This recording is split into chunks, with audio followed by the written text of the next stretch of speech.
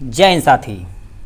आज हम देखने वाले हैं डी फार्मा फर्स्ट ईयर का ह्यूमन एनाटॉमी एंड फिजियोलॉजी, और हम इसमें आज पूरा कंसीडर करेंगे क्या बेटा, यानी सेल। ये वन शॉट वीडियो होने वाला है। ठीक, सेल को हम एकदम डिटेल में जाके देखेंगे। ठीक, और इसमें जो जो कहा है उसे पहले हम देख लेते हैं क्या क्या चीज़ हमें सेल जो चैप्टर है, यानी चैप्टर नंबर 2 एचएपी का जो चैप्टर नंबर 2 उसमें क्या करना है। सबसे पहले स्ट्रक्चर ऑफ सेल, सेल क्या होता है इसके बारे में। कंपोनेंट ऑफ, उसका कंपोनेंट मतलब सेल के अंदर ऐसे कौन कौन से कंपोनेंट है, और उसका केवल सटीक क्या कर देना, हमें फंक्शन देखना है। केवल इतना ही आपको क्या करना है, पढ़ना है। क्या कोई सेल पहले क्या होता है उसके बारे में थोड़ा सा पढ़ लेते हैं। उसके बाद आपको क्या पढ़ने पड़ेगा, उसमें कौन से कंपोनेंट है और उसका सटीक फंक्शन, इतना आपको पढ़ना पड़ेगा। ठीक, चलिए हम चलते हैं आपके यानी सेल वाले चैप्टर पे। ठीक, तो हम एक एक को आपको एकदम डिटेल में बताने वाले हैं। ठीक है, तो चलिए सबसे पहले देखते हैं आपका, देखिए आउटर मोस्ट बाउंड्री क्या होती है सेल की, सेल मेम्ब्रेन बोलती होती है। हमें उनको कंसीडर करना है जो आपका ह्यूमन सेल में है, यानी सेलवाल ह्यूमन सेल में नहीं पढ़ना है, तो ये हमें टोटल सेलवाल नहीं पढ़ना है। ठीक है, तो यानी ह्यूमन सेल में देखा जाए तो सबसे पहले देखा है सेल मेम्ब्रेन, यानी also known as plasma membrane. Cell membrane या also known as plasma membrane होता क्या है, ये देखिए क्या होता है। सबसे पहले इसका कुछ कैरेक्टर देख लेता है और इसका यहाँ पे आपका फंक्शन है। ये वीडियो शॉर्ट होने वाला है, ठीक है, क्योंकि आपका एग्जाम एकदम से नज़दीक आ गया है। ठीक, तो सबसे पहले हम देखते हैं उसका main character. Outer most of यानी outer most in animal cell, जितने भी एनिमल सेल होते हैं उनकी जो आउटर मोस्ट बाउंड्री होती है वो क्या बनी होती है, सेल मेम्ब्रेन की होती है। नेक्स्ट क्या लिखा है, lies nearest to cell wall in plant cell, मतलब प्लांट सेल के जस्ट नीचे, यदि प्लांट सेल हमारे में तो सेल वाल है नहीं, सेल वाल के जस्ट नीचे तुम्हारा क्या होता है, प्लाज्मा मेम्ब्रेन पाया जाता है। इट इज ए थिन, ये क्या होती है, थिन होती है, फ्लेक्सिबल होती है और लिविंग मेम्ब्रेन होती है। मतलब ये जो मेम्ब्रेन होती है बहुत पतली होती है और क्या होती है, फ्लेक्सिबल होती है। मतलब क्या होता है फ्लेक्सिबल, मतलब थोड़ा इलास्टिक नेचर की होती है। ये क्या होती है, लिविंग यानी लिविंग मेम्ब्रेन की बनी होती है। किसकी, लिविंग मेम्ब्रेन की बनी होती है। ठीक, देखो क्या दिया, फाइन पोर, इसमें क्या होते हैं, बहुत सारे फाइन छोटे छोटे पोर होते हैं। तो ये पोर करते क्या है, किसी भी चीज को अंदर आने देते हैं। ठीक, अंदर आने देते हैं और किसी चीज को बाहर जाने देते हैं। ठीक है, अब क्या लिखा, सेमी परमिएबल, सेमी परमिएबल, या आप इसे कहीं देखे होंगे लिखा रहता है सिलेक्टिवली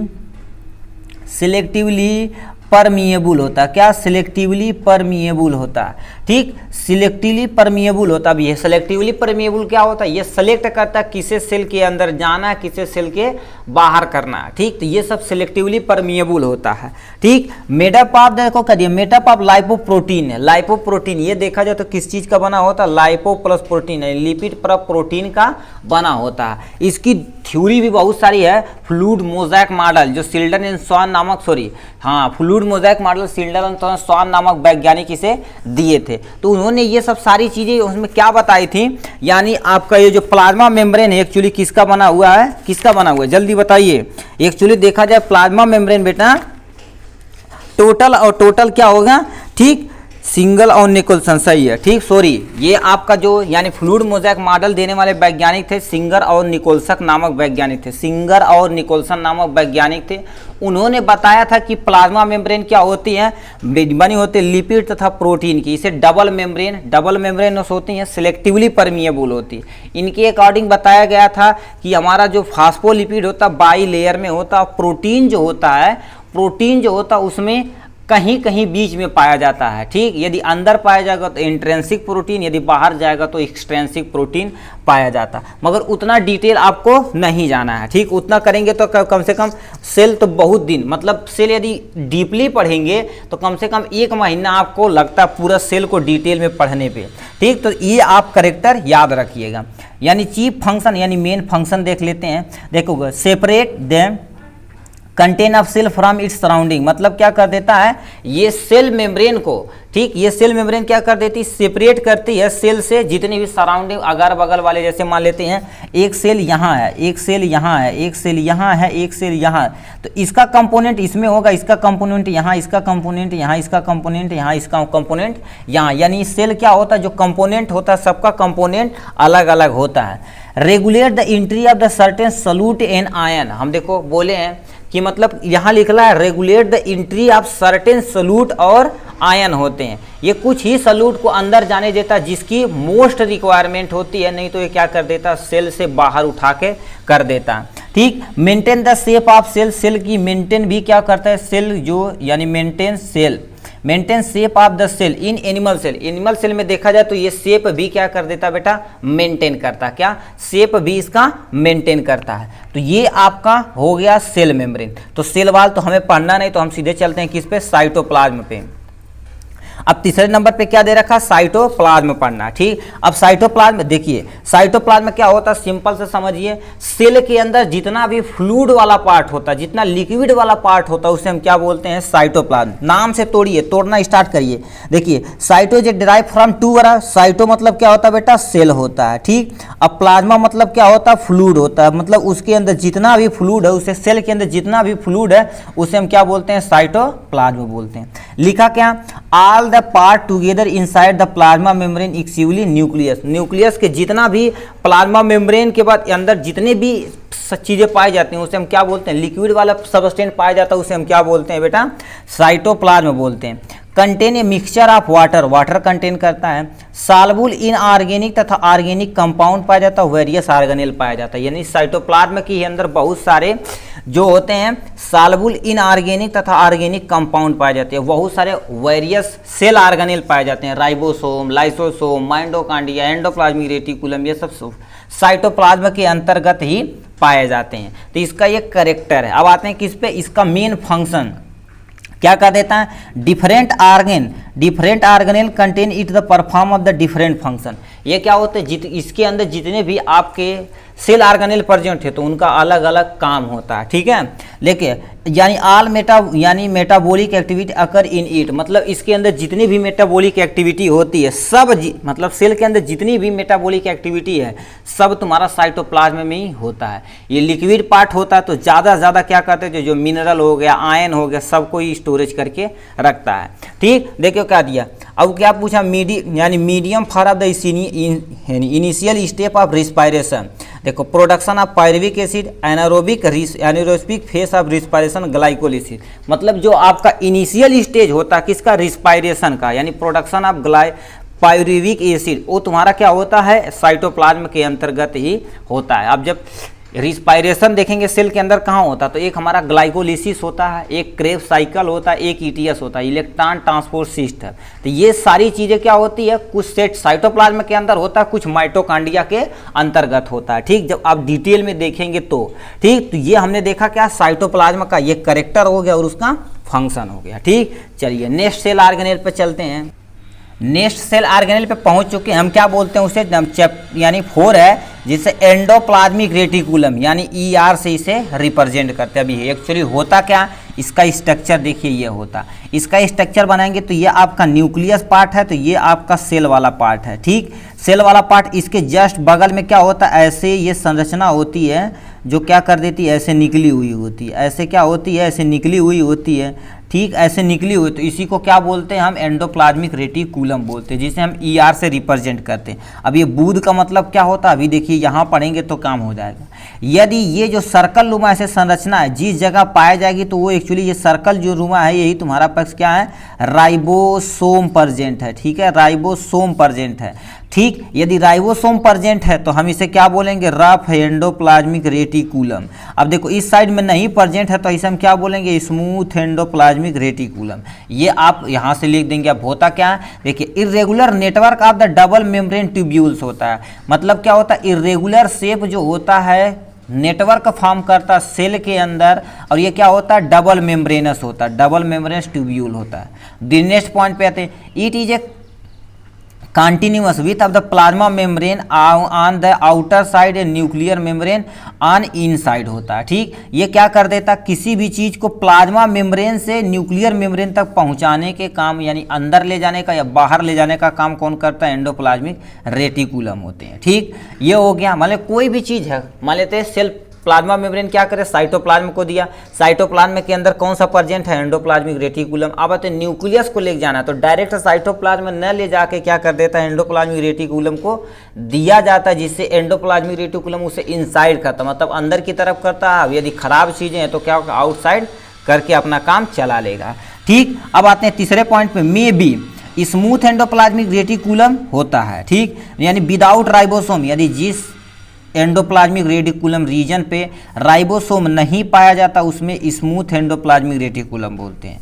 जिस एरिया में क्या होता है, राइबोसोम अटैच होता है, ऐसे राइबोसोम या अटैच होता है, उसे हम क्या बोलते हैं, रफ एंडोप्लाज्मिक रेटिकुलम। क्या बोलते हैं बेटा, रफ एंडोप्लाज्मिक रेटिकुलम बोलते हैं। तो ये हमने इतना चीज़ यानी इसका फीचर देख लिया। मेन फंक्शन क्या होता है, सबसे पहले देखो करिए, support frame of the cell. ये देखिए क्या होता है, जैसे आप घर में बीम, घर बनवाते हैं तो बीम मारते हैं, क्या मारते हैं, बीम मारते हैं। तो बीम एक्चुअली होता क्या है, बीम जो देखेंगे तो क्या होता है, एक्चुअली बताइए। अब बीम क्या करता है, सपोर्ट प्रोवाइड करता है, मतलब एक फ्रेमवर्क दीवार और बीम मिलकर बनाते हैं फ्रेमवर्क कि घर हमारा ऐसा बनने वाला है। तो ये क्या कर देते हैं, सपोर्ट, देखो करिए, सपोर्टिव फ्रेमवर्क ऑफ, यानी फॉर द सेल, सेल को क्या कर देते हैं, एक फ्रेमवर्क प्रोवाइड करते हैं। दूसरा, synthesis and transport of protein and fat, ये क्या कर देता है, प्रोटीन तथा फैट का सिंथेसिस करता है। देखिए, यदि हमारा रफ एंडोप्लाज्मिक रेटिकुलम है, मतलब इसमें राइबोसोम प्रेजेंट है, तो ये क्या बनाएगा, प्रोटीन बनाएगा। तो हम बचपन से पढ़ते आते हैं, यदि कहीं यानी क्या रहेगा, प्रोटीन, ये टी कहाँ से लगा दिए, ठीक है। यदि राइबोसोम प्रेजेंट है तो प्रोटीन बनाएगा, यदि स्मूथ एंडोप्लाज्मिक रेटिकुलम है तो मतलब क्या बनाएगा, ये लिपिड यानी फैट बनाने का काम करेगा। तो ये लिखा synthesis and transport of protein and fat होता है। ठीक है, ठीक, प्रोटीन एंड फैट होता है जो यहाँ पर प्रेजेंट है। अब आते हैं किस पे, माइटोकांड्रिया पर आते हैं। माइटोकांड्रिया एक्चुअली होता क्या है, इसे आप देख लेते हैं। ठीक है, माइटोकांड्रिया क्या होता है, वेरियस शेप होता है। ठीक, माइटोकांड्रिया जिसे हम powerhouse of the cell कहते हैं, इसके अंदर मतलब माइटोकांड्रिया यदि आपको बनाना रहे तो आप ऐसे करिएगा, और इसे करके ऐसे करके ऐसे करके यहाँ कर दीजिएगा, यहाँ करके यहाँ करके ऐसे करके ऐसे करके ऐसे करके ऐसे करके, ये आपका क्या हो गया, माइटोकांड्रिया। ठीक, तो ये क्या होता है, माइटोकांड्रिया इसे powerhouse of the cell बोलते हैं, क्योंकि ये एनर्जी सबसे ज़्यादा रिलीज करता, पूरा ही सेल को यही संभाल, एनर्जी में यही संभालता। लिखा आप various shape but of the usually क्या होता है, साउ शेप, यानी साउ से लाइक होता है। ये वेरियस शेप हो सकता है, मगर देखा जाए तो मोस्टली क्या होते हैं, साउ शेप, मतलब गठरी के आकार के, जैसे बिस्तर उस्तर देखेंगे आप गट्ठर मार देते हैं, उस शेप का होता है। देखिए उसी शेप का, एक ही नहीं। ठीक, ये डबल वाल होती है, यानी डबल मेम्ब्रेन होती है, एक इनर मेम्ब्रेन होती है, इनर मेम्ब्रेन, और एक आउटर मेम्ब्रेन। देखिए ये आपका क्या हो गया, आउटर मेम्ब्रेन हो गया, और इनर मेम्ब्रेन की फोल्डिंग हुई, देखो इनर मेम्ब्रेन की फोल्डिंग हुई, इनर मेम्ब्रेन की फोल्डिंग हुई तो इसे हम क्या बोलते हैं बेटा, क्रिस्टी बोलते हैं। इनर मेम्ब्रेन की जब फोल्डिंग होती है उसे हम क्या बोलते हैं, क्रिस्टी बोलते हैं। तो ये लिखा क्या, देखो का डबल मेम्ब्रेन होती है, inner wall throw into the folded होती है, इसे हम क्या बोलते हैं, क्रिस्टी बोलते हैं। ठीक, हैव देयर ओन डीएनए, इसके पास खुद का डीएनए होता है जो सेवरल जीन को कंटेन करता है। देखिए कंटेनिंग सेवरल जीन को क्या कर देता बेटा, कंटेनिंग करता।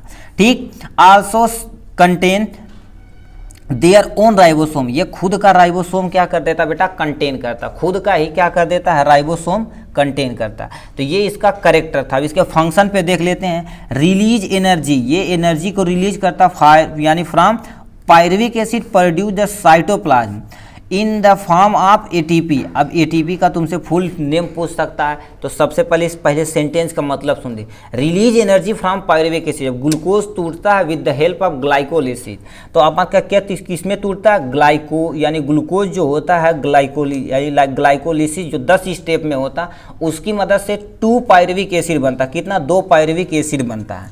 ठीक, और एनर्जी निकलती है जो किसके फॉर्म में निकलती, एटीपी, यानी एडेनोसिन ट्राइफॉस्फेट, एडेनोसिन ट्राइफॉस्फेट होता है। Site of cellular aerobic respiration in store energy. देखा जाए तो हमारे अंदर एक्चुअल जो सेल की यानी सेल के अंदर हम बोलते हैं सेल के अंदर रिस्पायरेशन, जिसे हम सेलुलर रिस्पायरेशन करते हैं, तो यानी सेल के अंदर जो रिस्पायरेशन होता है तो एक्चुअली क्या होता है, यानी माइटोकॉन्ड्रिया के अंदर ही होता है, माइटोकॉन्ड्रिया के अंदर होता है जो इस एनर्जी को स्टोरेज करता है। दूसरी बात, सिंथेसिस ऑफ रिस्पायरेटरी एंजाइम, ये एंजाइम को क्या कर देता है, सिंथेटिक एंजाइम जो होते हैं उसे क्या कर देता है, स्टोरेज करके रखता है, क्या सिंथेसिस करता है, जिससे एनर्जी आपकी ज़्यादा अमाउंट में निकलती है। ठीक, तो ये था इसके बारे में, यानी एंडोप्लाज्मिक आपका माइटोकॉन्ड्रिया के बारे में। अब आते हैं किस पे, छठे नंबर पे, जिसे हम क्या बोलते हैं, गोल्जी बॉडी बोलते हैं। क्या बोलते हैं बेटा, गोल्जी बॉडी बोलते हैं। इस पे आते हैं छठे नंबर पे, आपका क्या होगा, गोल्जी बॉडी। अब गोल्जी बॉडी क्या होता है, एनिमल सेल में क्या होता है, डेक्टियोसोम के नाम से भी आता है। देखो इन एनिमल सेल कार्ड, मतलब एनिमल सेल में क्या होता है, गोल्जी बॉडी होती है, कार्ड डेक्टियोसोम इन प्लांट, यानी प्लांट में देखा जाए तो यार डिक्टियोसोम जो हमें पढ़ना नहीं है। ठीक, अब आते हैं किस पे, ये देखिए क्या होता है, ये कौन सा शेप है यानी stack of the flattened membrane. ऐसे मेम्ब्रेन मतलब क्या, एक के बाद एक के बाद एक के बाद एक के बाद बहुत सारे ऐसे मेम्ब्रेन प्रेजेंट होते हैं, उस शेप का होता है जिसे हम गोल्जी बॉडी बोलते हैं। फ्लैटेड लिखा क्या, फ्लैटेंड मेम्ब्रेन शेप होता है। ठीक, consist of the tubule, consist of tubule, cisternae, वेजाइकल and vacuole. इसके पास तीन होती है, ट्यूब्यूल प्रेजेंट होता है, वेजाइकल प्रेजेंट होता है और वैक्यूल प्रेजेंट होता है। इतनी चीज़ें इसमें गोल्जी बॉडी के अंतर्गत प्रेजेंट होती है बेटा। ठीक, अब आते हैं किस पे, synthesis and secretion of enzyme and hormone. ये गोल्जी यानी क्या होता है, गोल्जी बॉडी या गोल्जी अपेरस क्या करता है, एंजाइम तथा हार्मोन का सिक्रीशन तथा सिंथेसिस भी करता है। सिंथेसिस एंड सिक्रीशन हार्मोन का कौन करता है, सेल के अंदर गोल्जी बॉडी करती है। ठीक, अब दूसरा क्या होता है, formation of acrosome of sperm only in animal cell. ये एनिमल सेल में क्या करता है, एक्रोसोम का फॉर्मेशन करता है। एक्रोसोम क्या होता है, जब रिप्रोडक्टिव सिस्टम पढ़ाया जाएगा तो उसमें डिटेल में बताया जाएगा, मगर आप थोड़ा सा यहाँ सुन लीजिए। ये देखिए क्या होता है, यहाँ से ये आपका स्पर्म हो गया, ठीक है, ये आपका क्या हो गया, स्पर्म। स्पर्म के टिप पे एक्रोसोम पाया जाता है, जो क्या कर देती है, एग सेल को, ये एंजाइम जो होती है सबसे पहले एक्रोसोम जाता है एग सेल की जो ऊपर वाली सेल होती है उसे डिजॉल्व करता है, जिससे हमारा यानी जो स्पर्म है इजीली क्या करे, एग के अंदर जाके फर्टिलाइज कर सके। तो ये हो गया। अब आते हैं किस पे, इतना हो गया गोल्जी बॉडी। सिंपली क्या होता है, यानी जो भी हार्मोन तथा एंजाइम होता है सेल के अंदर सिंथेसिस तथा सिक्रीशन होता है, कौन करता है, गोल्जी बॉडी। अब जितने एक्रोसोम, स्पर्म के जो एक्रोसोम होते हैं वो क्या कर देता है, इसी का फॉर्मेशन करता है, कौन, गोल्जी बॉडी। अब आते हैं किस पे, राइबोसोम पे, जिसे हम प्रोटीन फैक्ट्री बोलते हैं। इसे क्या बोलते हैं बेटा, प्रोटीन फैक्ट्री। तो हम protein factory also known as, ribosome is also known as protein factory बोलते हैं। सबसे पहले देखो क्या होता है, स्मॉल ग्रेन्यूल आइदर यानी स्केटेड इन द साइटोप्लाज्म, यानी साइटोप्लाज्म के अंदर क्या होता है, जैसे मान लेते हैं सेल है, ठीक, सेल के अंदर ये ऐसे भी पाया जा सकता है या एंडोप्लाज्मिक रेटिकुलम से अटैच भी हो सकता है। ठीक, इन साइटोप्लाज्म और attach to the outside of the endoplasmic reticulum, यानी एंडोप्लाज्मिक रेटिकुलम के बाहर भी पाया जा सकता है और फ्री अवस्था में साइटोप्लाज्म में भी पाया जा सकता है। ये क्या होता है, सिंगल वाल होता है, इसकी यानी एक ही वाल होती है, डेंस होता है और स्फेरिकल बॉडी होती है, कंपोज्ड मेनली आप आरएनए। इसके पास मेनली क्या होता है, आरएनए प्रेजेंट होता है। प्रोटीन सिंथेसिस कैसे होता है, उसमें प्रोसेस आता है जिसे हम सेंट्रल, उस प्रोसेस को सेंट्रल डोग्मा कहते हैं। ठीक, तो वो एक मैकेनिज्म है, ठीक है, वो हमें नहीं पूछा। तो ये मेनली क्या करता है, प्रोटीन सिंथेसिस करता है। सिंपली ये केवल और केवल प्रोटीन सिंथेसिस में मदद करता है। ठीक है, तो ये था किसके बारे में, राइबोसोम के बारे में। और जस्ट नीचे हमारा क्या दे रखा, ये राइबोसोम था। अब आते हैं किस पे, हम पहुंच चुके हैं लाइसोसोम पे पहुंच चुके हैं। 8वां नंबर क्या दे रखा, लाइसोसोम पे पहुंच चुके हैं। ठीक, अब ये होता क्या है इसके बारे में हम देख लेते हैं। देखिए लाइसोसोम क्या होता है, मेम्ब्रेन शेक होती है, bounded of from the Golgi body. ये क्या होती है, जो आपका लाइसोसोम होता है ये गोल्जी बॉडी से बाउंडेड होती है। ठीक, ये कंटेन करता है कितना, 40 different type of the enzyme. ये 40 से अधिक डिफरेंट टाइप का एंजाइम को कंटेन करता है। इसके पास क्या होता है, इसके पास डाइजेस्टिव एंजाइम होता है। क्या होता है, डाइजेस्टिव एंजाइम प्रेजेंट होता है, जो किसी भी बैक्टीरिया को किल करने के लिए सफिशिएंट है। इसके पास डाइजेस्टिव एंजाइम प्रेजेंट होता है। ठीक, तो तो ये हो गया। अब आते हैं तीसरा, इसका फंक्शन मतलब ये काम देख लेते हैं। तो देखो कर इंट्रा सेलुलर डाइजेशन, एक होता है इंट्रा सेलुलर, एक होता है इंटर सेलुलर। इंट्रा सेलुलर मतलब सेल के अंदर, देखिए इंट्रा वर्ड दिया है, इंट्रा सेलुलर मतलब सेल के अंदर जो भी चीज़ यदि जाता है, न्यूट्रिशन हो गया, वो सब क्या और डाइजेशन करता है आपका लाइसोसोम की मदद से ही डाइजेशन होता है। ठीक, दूसरा क्या पूछा, डिस्ट्रॉय द फॉरेन सबस्टेंस, यदि फॉरेन सबस्टेंस मान लेते गलती से या डिजीज करने के पर्पज से यदि हमारे सेल के अंदर इंटर कर गए हैं तो लाइसोसोम क्या करेगा बेटा, कहाँ निकल गए, थप्पड़ मार के बल भर पीच के बाहर करने का काम करता है। कौन, यानी ये आपका लाइसोसोम। ठीक, नेक्स्ट पर क्या आते हैं, when cell is a old, यानी कोई सेल यदि पुराना हो जाता है या सेल इंजर्ड हो जाता है तो रैपिड डिस्ट्रॉय कर देता है कौन, सेल ऑर्गेनेल को लाइसोसोम की मदद से काम खत्म कर दिया जाता है। जैसे मान लेते हैं आपके घर में है, आपका घर है, मान लेते हैं कूड़ा कचरा यानी क्या होता है जो निकल रहा है उसे आप साफ नहीं कर रहे हैं तो कुछ समय के बाद क्या हो जाएगा, कूड़े का ढेर लग जाएगा घर में, जिससे हमें दिक्कत हो सकती है। तो वो क्या कर देता है, ये सफाई कर्मी के तरह काम करता है कौन, लाइसोसोम। ठीक, जितने भी ओल्ड सेल और इंजर्ड सेल रहते हैं उसे क्या कर देता है, डिस्ट्रॉय कर देता है। उसे हम क्या बोलते हैं, सुसाइडल बैग भी बोलते हैं। तो मतलब सेल का सुसाइडल बैग कौन होता है, लाइसोसोम होता है। ठीक है, अब आते हैं किस पे, नेक्स्ट पे आते हैं, digestive cartilage during the formation of bone. ये बोन क्या होता है, जब फॉर्मेशन होता है तो यानी डाइजेस्टिव कार्टिलेज बनाने में मदद करता है। ठीक, तो ये था इसके बारे में, किसके, लाइसोसोम के बारे में। ठीक है, अब आते हैं किस पे, यहाँ से आते हैं किस पे, सेंट्रियोल। सेंट्रियोल केवल और केवल एनिमल सेल में पाया जाता है। अब ये सेंट्रियोल क्या होता है यहाँ भी नहीं पढ़ेंगे तो कोई टेंशन नहीं, क्योंकि ये सेल डिवीजन में मेन फंक्शन होती है क्या, सेल डिवीजन में, तो कोई टेंशन की बात नहीं है। देखो क्या आती है, ए regional surrounding the centriole locate near nucleus, ये न्यूक्लियस के नियर पाया जाता है। कंसिस्ट ऑफ 1 or 2 सेंट्रियोल, मतलब एक सेल में देखा जाए तो एक या एक से अधिक सेंट्रियोल पाए जाते हैं। ठीक, centriole are surround by microtubule, यानी सेंट्रियोल जो होते हैं क्या सराउंड होते हैं किससे, माइक्रोट्यूब्यूल से सराउंड होते हैं बेटा। ठीक है, ये हो गए। अब आते हैं इसके काम पे, इनिशियल तथा रेगुलेट सेल डिवीजन। ये सेल डिवीजन हम बोले ना कि मतलब ये सेल डिवीजन में ज़्यादा वर्क करता है। ठीक, इस समय ये काम नहीं करता है। ठीक, from the spindle fibre with the help of aster, ये क्या कर देते हैं, स्पिंडल फाइबर जब बनता है तो उसे खींचने का काम क्रोमोसोम का जो होता है एक सिरे से दूसरे सिरे पे, तो यही करता है with the help of aster की मदद से। तो ये था किसके बारे में, सेंट्रियोल के बारे में। अब आते हैं किस पे, लास्ट एंड फाइनल पे आ जाते हैं। क्या दे रखा है हमें, तो प्लास्टिड तो पढ़ना नहीं बेटा, क्या ये जो प्लास्टिड है तो प्लांट सेल में पाया जाता है, इसे हमें पढ़ना नहीं है। तो हम आ जाते हैं किस पे, 11 नंबर पे, न्यूक्लियस पे आ जाते हैं। ठीक, न्यूक्लियस पे आ जाते हैं तो इसके बारे में हम देख लेते हैं। ठीक, न्यूक्लियस क्या होता है, देखिए क्या होता है, लार्ज सेल ऑर्गेनेल, यानी हमारा सेल ऑर्गेनेल के सेल के अंदर देखा जाए तो सबसे बड़ा चीज़ क्या है, सेल ऑर्गेनेल है, जो पूरे सेल को क्या कर देता है, कंट्रोल करता है। इसीलिए हम क्या कैसे बोलते हैं, इसे मास्टर ऑफ द सेल बोलते हैं। ठीक, ये हो गया। मोस्ट स्फेरिकल तथा डेंस भी हो सकता है, ये स्फेरिकल भी हो सकता है और डेंस शेप भी हो सकता है। ठीक, nuclear membrane is with pore होते to allow to substance enter and leave, यानी लीव होते हैं। कहने का मतलब क्या होता है, यानी न्यूक्लियस के अंदर ऊपर क्या होती है, पोर होती है। ठीक, पोर होती, बहुत सारी पोर होती है जो किसी भी चीज़ को अंदर और बाहर जाने में मदद करती है। ठीक, तो ये क्या होता है, उस पोर को हम न्यूक्लियर पोर बोलते हैं, उस पोर को क्या बोलते हैं, न्यूक्लियर पोर बोलते हैं। न्यूक्लियर मेम्ब्रेन पोरस ही तो बता दिए। देखो, contain network of the thread like structure, बहुत सारे क्या होते हैं हमारे न्यूक्लियस के अंदर, देखिए क्या, तो ये थ्रेड नुमा संरचना है, जिसे हम क्या बोल रहे थे, एक्चुअली क्रोमेटिन बोल रहे थे। क्या बोलते हैं इसे, हम क्या बोलते हैं, क्रोमेटिन बोलते हैं, जो आगे चल के क्या बनाता है बेटा, क्रोमोसिन बनाता है with the help of DNA and histone protein की मदद से। ठीक, तो ये क्या लिखा, देखो, network thread like structure contain chromatin fibre, ये क्या, chromatin fibre which contain DNA, और उसमें कुछ हिस्टोन प्रोटीन होते हैं जिसकी मदद से ये क्या कर देता है, सेल के अंदर अपना काम करता है। ठीक, जो हमारा आगे चल के क्या बन जाता है, क्रोमोसोम बन जाता है।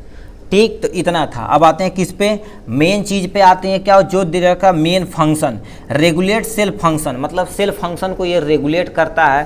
ठीक, if remove the cell die, मतलब कोई यदि सेल मर गया है तो क्या कर देगा, सेल के अंदर यदि बगल बगल में कोई सेल मर गया तो दूसरा उसका न्यूक्लियस मिलके सेल को क्या कर देगा, उठा के बाहर कर देगा। ठीक, देखो दूसरा क्या पूछा है, control chromosome gene that control heredity character, मतलब इसके अंदर क्या होता है, जेनेटिक मटेरियल होता है जो क्या होता है, हेरिडिटी करेक्टर होता है जो आगे चल के अपना काम करता है। ठीक, यहीं पर आप देखिए क्या होता है, इतनी सारी चीज़ें, ये क्रोमेटिन है, और देखिए क्या होता है यहीं पर ये सारी चीज़ें, ये जो ये वाला कलर दिख रहा है तो इसे हम क्या बोलते हैं, न्यूक्लियोलस बोलते हैं। क्या बोलते हैं, न्यूक्लियोलस बोलते हैं। जो आगे यही चल के क्या बनाता है, एक्चुअली यही बनाता है, क्या हो गया, लाइसोसोम बनाने का मदद करता है, यानी काम करता है। ठीक, तो ये था टोटल वीडियो हमारा क्या, सेल के बारे में। अब एक बड़ा सा स्ट्रक्चर देखते हैं सेल का, और उसका सारा चीज़ हम उसमें देख लेते हैं। ठीक है, एक आपका प्यारा सा क्या है, ये एनिमल सेल है, उसमें इसमें वही चीज़ हम कंसीडर यानी ये बुक को लाए हैं, क्योंकि इसमें मोस्ट ऑफ द चीज़ें जो हमारे सिलेबस में है, सिलेबस के अकॉर्डिंग है, उसी को दिया, ज़्यादा चीज़ भर भर के इसमें नहीं दिया। तो सिंपल सा आपको क्या कर देना, भन से देखिए एक सर्कल खींचना है आपको, देखिए अगर ये सर्कल खींच दिए। ठीक, अब ये कहाँ से स्टार्ट करते हैं, मेन चीज़ें से, यहाँ से देखिए आउटर मोस्ट कवरिंग को हम क्या बोलते हैं, सेल मेम्ब्रेन बोलते हैं। इतना हो गया सेल मेम्ब्रेन। अब आते हैं कि इसके मिडिल वाले पार्ट पे क्या बोलते हैं, न्यूक्लियस है। तो न्यूक्लियस देखिए यहाँ पर छिद्र, यहाँ पर छिद्र, यहाँ पर छिद्र, यहाँ पर, इस छिद्र को क्या बोलते हैं, न्यूक्लियर पोर बोलते हैं। क्या बेटा बोलते हैं, न्यूक्लियर पोर बोलते हैं। ठीक है, न्यूक्लियर पोर बोलते हैं। अब आते हैं किस पे, ये जो येलो कलर का, हम इसे क्या बोले थे, न्यूक्लियोलस बोले थे, न्यूक्लियोलस यहाँ पर प्रेजेंट है।